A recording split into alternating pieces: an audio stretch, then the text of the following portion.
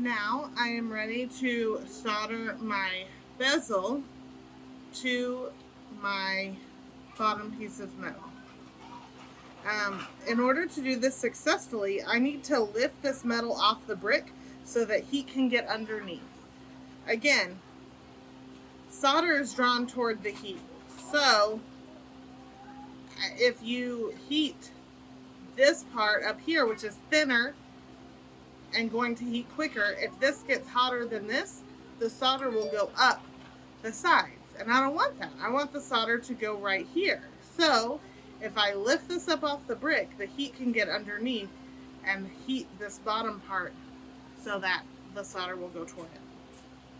In the studio, we have things called cotter pins, which are perfect for this purpose. But again, I'm at home, I don't have that here. But what I do is I just take a scrap piece of copper wire and I use that. You see how it holds it up off the brick? So the heat will be able to get under there to it. So I need to put flux down first, and you want to flux both your base piece of metal and your bezel frame. Again, making sure that you're putting down the part that you took all the time to sand. You want to make sure that that's the part you're putting down on the metal, and then remembering to leave the little extra for the loop.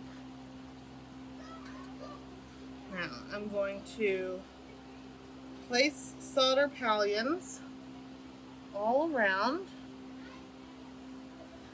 and you want to think of it kind of like sewing, where they're almost like little stitches. You want them fairly evenly placed.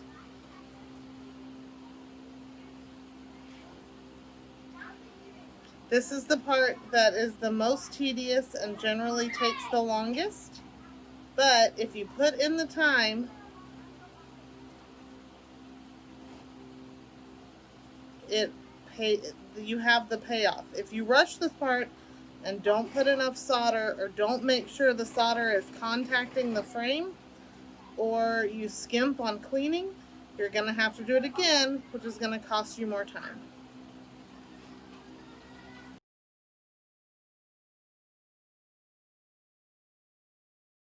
I turn on my torch. First, I kind of put my hand here to help shield it from the fan. I heat all around.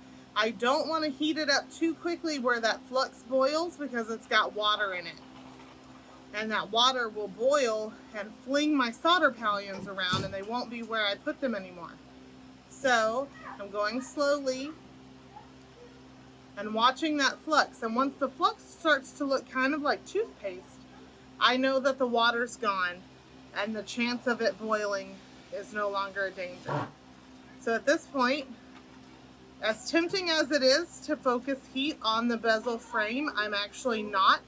I'm going to only focus on that base metal, because the frame's going to get hot enough on its own. If I heat the frame too much, the solder will go up to the frame and not into the seam where I want it. So I just focus on the bottom.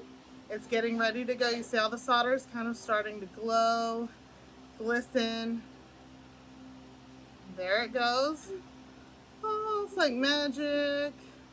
And then I come to the inside a little bit just to make sure that it gets pulled all the way through to the inside of the frame.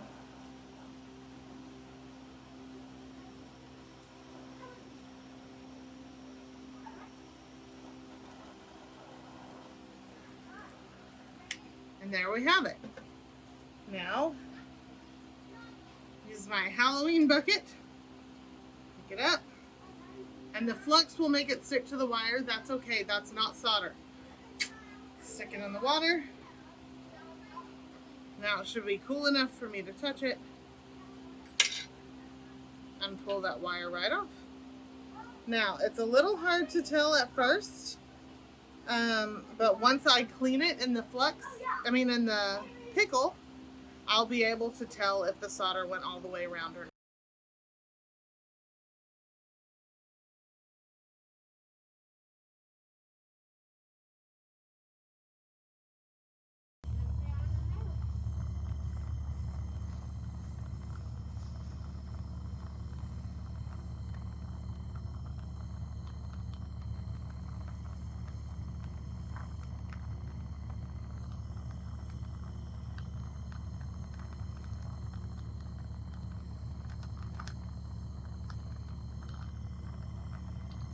I'm mostly focusing underneath. I'm not even pointing it at the bezel wall. I'm going straight underneath.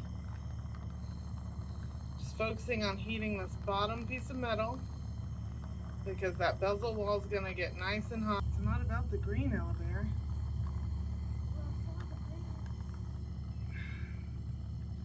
And there it went.